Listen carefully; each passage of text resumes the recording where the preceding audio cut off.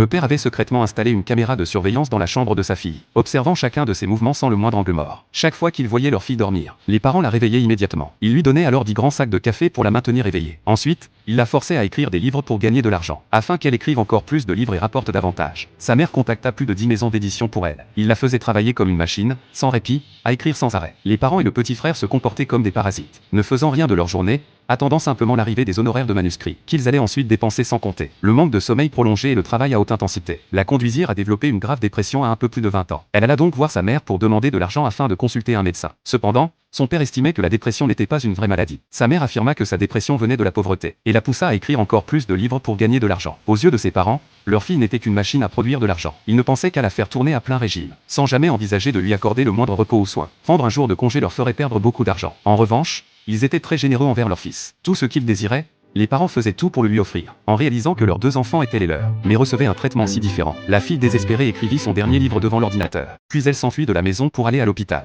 Mais elle n'avait même pas assez d'argent pour payer les frais d'inscription. Pire encore, son téléphone fut volé. Quand elle tenta de le récupérer, elle fut agressée par des voyous. Heureusement, son oncle arriva juste à temps, attrapa les 2 malfrats et les emmena au poste de police. Mais lorsque ses parents arrivèrent, ils ne la consolèrent pas. Au contraire, ils la réprimandèrent pour ne pas être restée à la maison écrit, l'accusant de vouloir attirer les hommes. La raison pour laquelle ses parents étaient si furieux était qu'ils craignaient que les voyous demandent une compensation. Lorsqu'ils apprirent par la police qu'aucune compensation n'était requise, ils furent enfin soulagés. Cependant, les parents refusèrent toujours de donner de l'argent à leur fille pour consulter un médecin. En revanche, leur fils, qui avait mal au ventre pour avoir mangé de glace, fut immédiatement conduit à l'hôpital pour des soins d'urgence, laissant leur fille seule dans la rue. À ce moment-là, elle vit un défi au piment sur le bord de la route, promettant une récompense de 100 $ à quiconque mangerait une assiette entière de piment. Elle endura donc la douleur brûlante et avala toute l'assiette de piment, gagnant ainsi les 100 $ promis. Cependant, en passant devant un studio photo, elle aperçut ses parents en train de faire une photo de famille avec son frère, et ils avaient choisi la formule la plus chère. Elle se précipita pour demander à ses parents pourquoi ils ne l'avaient pas incluse dans la photo de famille. Ses parents, agacés de la voir, n'eurent aucune envie de reprendre des photos et quittèrent directement les lieux, en repensant à toutes ces années de sacrifice, pour être finalement traitée de cette manière. La jeune fille s'effondra complètement. Heureusement, son psychologue lui tendit un parapluie, et lui posa un manteau sur les épaules, lui faisant ressentir un peu de chaleur sous la pluie froide.